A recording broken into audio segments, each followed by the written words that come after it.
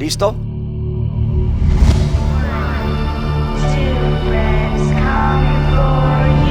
It's a great pleasure to have you here in Argentina. Gracias.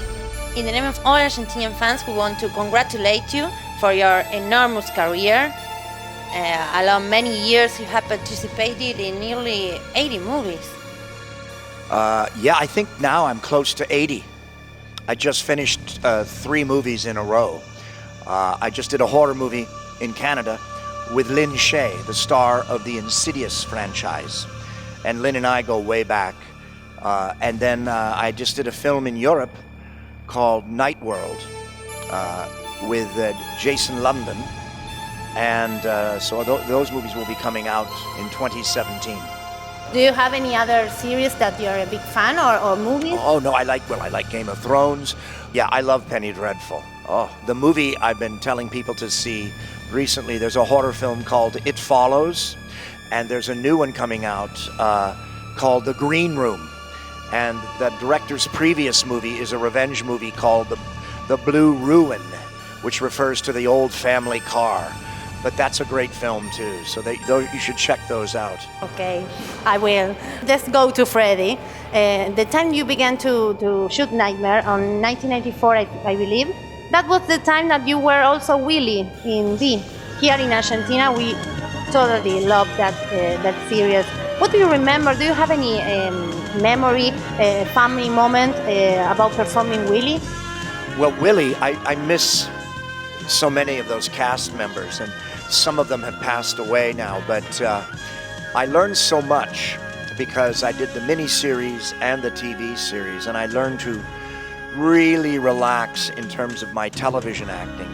But, you know, I got hurt very badly in a stunt doing V. I was opening the door of a van, and we grabbed an alien stormtrooper, a lizard stormtrooper, and then we slammed the doors and we drove away. And on the 4th take, the stunt driver of the van went faster than he'd ever gone before, and we went like this and then like this, and I flew, and I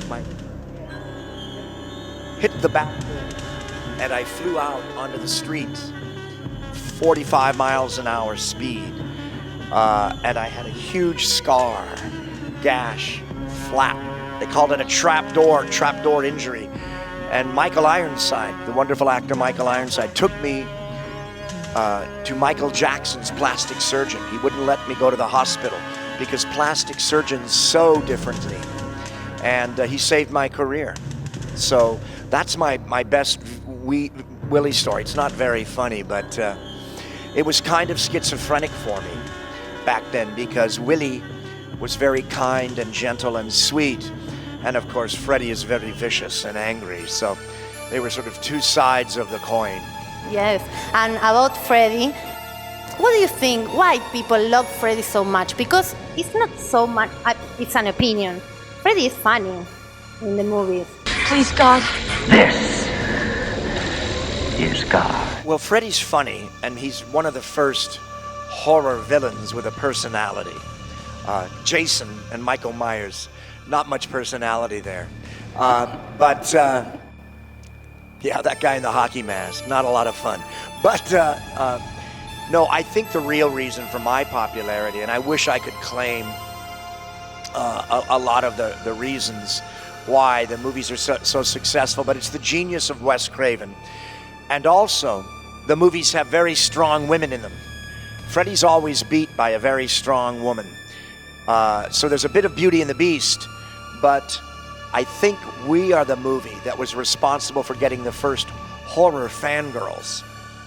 And I'm very proud of that, because there's a kind of feminist theme to the movies. The movies aren't really about Freddy, they're about the strong girl coming to terms with her strength. And the symbolism, of course, is the evil in America, Elm Street being the symbol for America, but also the international success is because we all have the same dreams. All kinds of people all over the world. We have fear of flying, we have fear of falling dreams, fear of drowning. We all have these certain classic nightmares. They're universal, and I think that's the great reason for the film's success. And referring to that, the first lemma of Nightmare is don't fall asleep. But I remember you once told a story about you, Robert Englund, fall asleep when they were putting on some makeup. I don't remember. No, I had the makeup on, and it was in the middle of the night. We were shooting the original movie, Nightmare on Elm Street, Part 1. And I was in my little trailer dressing room. And they knocked on the door. Mr. Englund, we're ready. And I woke up, and in my makeup room, there was a mirror on the wall. And it was surrounded by the little makeup light bulbs. And they were all on a dimmer switch, and they were down low, very low. There was just a little bit of ghosting light in the room. And as I sat up and looked into the mirror, instead of me being there, I saw in the forced perspective of the glass an old, disfigured, bald man with sores all over his face. And for 3, 4, 5 seconds maybe, I was very disoriented. I was still half asleep with that kind of stale breath and taste you have in your mouth. And I went, ugh. And the figure in the mirror went, ugh, at the same time. And I realized that it was me. But that moment is still in my head, is still in my mind, is still in my memory. And maybe once a month, twice a month, when I'm dreaming, that strange, disorienting moment alone in my dressing room with that horrible bald monster comes back to me to haunt me. So that's my Freddy Krueger nightmare. Come to Freddy. That was what I was going to ask you.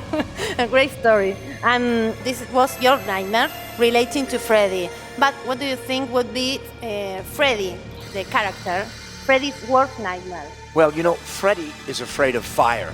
I think his nightmare has something to do with fire. Like Jason's is water, because Jason drowned in Camp Crystal Lake. Freddy was burned alive by the vigilante parents of the children he killed and the neighbors. So I think Freddy's nightmare is probably one of a kind of hell. He was certainly punished for his crimes, and I see Freddy as existing in a kind of purgatorio, a kind of purgatory, where he's afraid of fire and he's revenging himself on the children and the relatives of those that burned him alive. Yes, that's what I wanted to add. I think, as Wes Craven once said, the problem was the sin of the parents of the children, not just the children. Yeah, it's about a lot of things. You know, Elm Street is the street that our beloved President John Kennedy was assassinated on. And Elm Street is the street that a family lives on in the book that American children learn to read with in school. And so Elm Street is a very symbolic street, like Broadway or Main Street in the American lexicon. I don't want to take you more of your time. I want to thank you very much for this interview. Gracias.